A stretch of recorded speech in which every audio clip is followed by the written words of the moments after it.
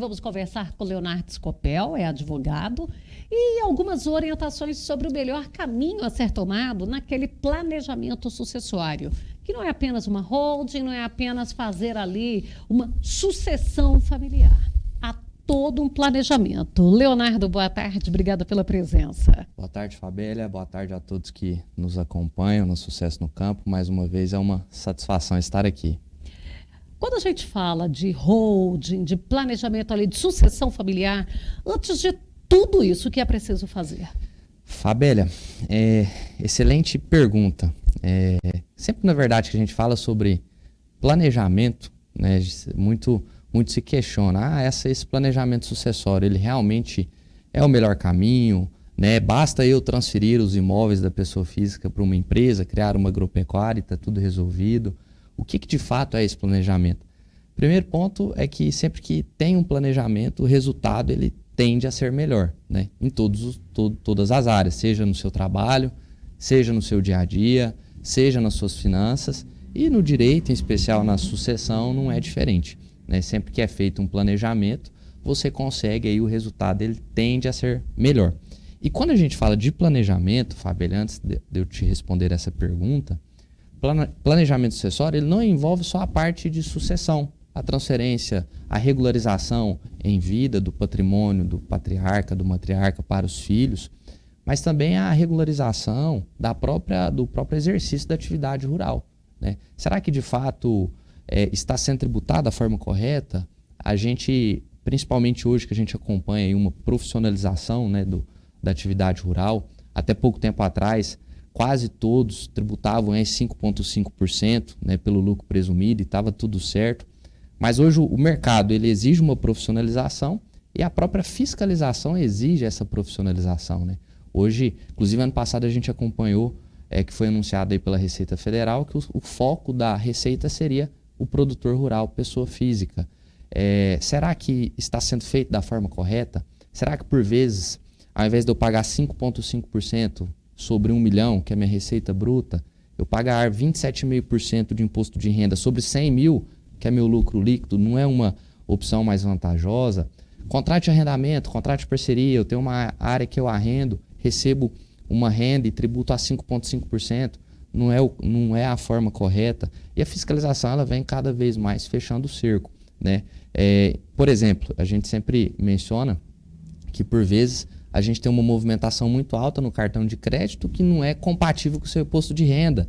A Receita ela tem essas informações. Às vezes o que falta é efetivo para a Receita para conseguir levantar isso tudo. Então o planejamento ele envolve isso tudo e principalmente a parte sucessória, né? O que seria? A regularização disso em vida de forma com calma, com antecedência, visando otimizar os custos tributários. Hoje, a gente, inclusive, recentemente foi divulgada uma entrevista do ministro da Fazenda, em que ele anunciou que o imposto incidente sobre herança no Brasil ele é muito baixo, sendo que é 8% a alíquota máxima. Aqui no estado, acima de R$600 mil é 8%. Agora você imagina pagar 8% sobre um patrimônio vultuoso, né? É um valor muito expressivo. Inclusive, existem projetos que visam aumentar essa alíquota. Existe uma tramitação que visa aumentar essa alíquota para 16%, e isso logo será feito. Enfim, então o planejamento ele envolve toda essa organização e a otimização dos custos tributários. O que você precisa, primeiramente, é de um profissional, né? Um contador, um advogado. Sempre o advogado e o contador eles andam aí de mãos juntas, né? Fazem todo esse levantamento e não existe uma receita de bolo, tá? A holding ela foi muito mercantilizada, que é uma regra certa, que basta transferir os imóveis para uma PJ e que está tudo certo. Não, cada caso você tem várias opções a serem tomadas, essa é a vantagem do planejamento, não existe um caminho certo, e dentre essas várias opções você consegue otimizar aí o custo tributário. Aí quando a gente fala dessa, como você falou, que não tem uma regra geral, cada um tem que ser analisado. Porque a gente vê até divergências entre os operadores do direito quando falam, isso aí é fria, estão falando que isso aí é o que é bom, mas isso não é. Cada um apresentando a sua opinião. Em termos de tributação, faz diferença de acordo com o patrimônio, de acordo com a atividade, para optar ali, tem diferença uma holding com uma sucessão? Fabélia, faz toda a diferença o planejamento tributário. O objetivo, como dito, eles são vários, né? Desde a organização do exercício da atividade, desse levantamento, reiterando aí, ver se de fato essa a opção escolhida para tributar a renda da atividade rural é a melhor opção. Nesse caso que você se refere, dessa organização da atividade, é porque às vezes se eu tenho uma produção de leite cru, ela tem uma incidência, se eu tenho uma produção de queijo, ela tem outra incidência, seria por aí? Não só isso, mas, por exemplo, existem várias formas de você apurar o seu imposto de renda, lucro real, lucro presumido. E 90%, o último levantamento que foi feito, 90% dos produtores ainda operam pela pessoa física. E normalmente a alíquota de 5,5% sobre o valor bruto que eu recebo. Então, se eu recebo durante o ano calendário 1 milhão, eu vou aplicar 5,5%, lucro presumido, e está tudo certo. Mas existem outras formas de apuração e isso tem que ser feito conta, né? Pegar no papel e caneta, ter uma perspectiva de custo, de renda, e a partir disso você optar pela melhor escolha do regime de apuração. Porque às vezes você recolher 27,5% sobre o lucro líquido é melhor do que 5,5% sobre o lucro bruto, sobre o faturamento bruto. É aí que precisa ser analisado por um profissional. Justamente, fazer todo esse levantamento, perspectiva, quem exerce atividade rural. A holding, ela envolve não só essa parte tributária, mas a governança, né, o exercício, quem que vai ser tomada de decisão, como vai continuar. Muito se questiona, a partir do momento que eu faço uma holding, eu, pessoa física, não vou conseguir tomar mais crédito, não vou ter mais linha de crédito pessoa física.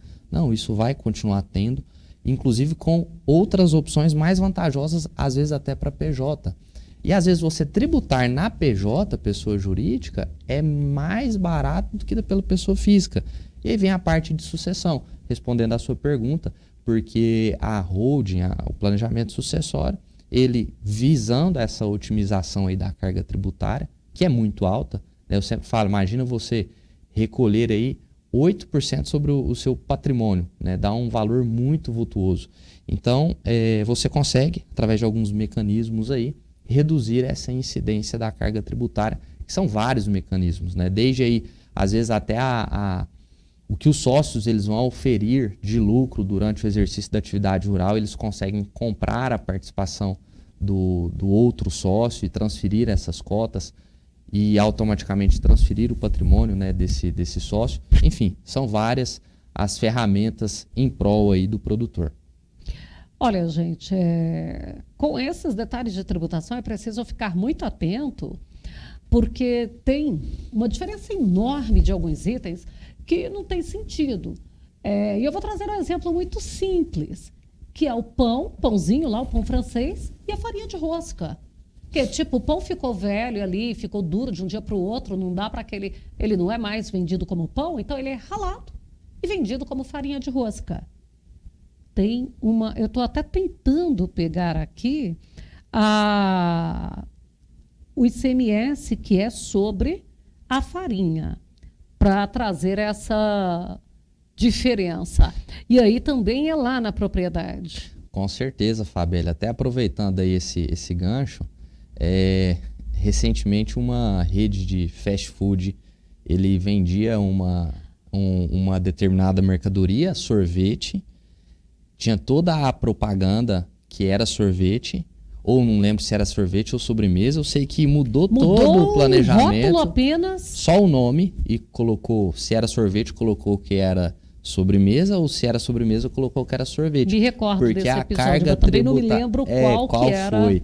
Mas por quê? Porque a carga tributária, nesse caso, do tributo incidente em específico, era menor. E aí vem a reforma tributária agora, né, que um dos pretextos da reforma tributária é simplificar o sistema por conta dessas e outras situações, mas que a reforma, infelizmente, tem sim, né, o seu lado bom, mas ao final ela acaba aí aumentando mais ainda a carga tributária. Pois eu acho que eu consegui localizar aqui. O pão é tributado em 18%. E a farinha, ela pode chegar a 33,33%. Agora, o que justifica? O pão estava pronto. São sistemas, né? Tabelas, e aí às vezes o direito ele olha só o que está previsto ali na letra fria e não entende, por vezes, a realidade, né? Não acompanha a evolução da sociedade. Então, por isso que é mais um motivo aí que isso tem total interferência no exercício da atividade rural, né? A melhor forma de tributar, a forma mais correta. Antigamente era mais fácil, entre aspas, você lançar despesas da atividade rural para diminuir a carga tributária. Hoje a fiscalização ela está em cima. Às vezes uma nota fiscal não é suficiente, né? Quer saber quem emitiu a nota fiscal, não, e hoje comprovante de transferência. Com aqueles XML da nota lá, que tem um monte de código que tem que ser tudo fornecido. Tudo cruzado. Livro caixa digital, né? A receita. A questão, Fabélia, é que assim, a fiscalização sempre houve, sempre existiu, na verdade. O ponto é que cada vez mais ela vem se aperfeiçoando e o próprio contribuinte, por vezes, se entrega no sentido de fazer uma declaração errada ou que não corresponde à realidade do movimento que ele tem. Exemplo, o movimento que ele tem do cartão com a declaração do imposto de renda. Ele movimenta lá 30, 40, 50 mil por mês no cartão de crédito e não tem essa renda declarada. Então, o próprio sistema ele vai acusar isso, né? E a tendência, mais cedo ou mais tarde, é que cada vez mais essa fiscalização se torne mais efetiva. E arrocha o produtor, porque sabe que ali o volume transitado é grande. Então, ele quer pegar 1% do que você compra, 1% do que você vende, e depois vai lá e pega 27,5% da... Eu estou colocando 1% aqui só como colocação mesmo, né? Porque a gente sabe que eles não se dão ao luxo de pegar 1%, que já seria um volume bem significativo.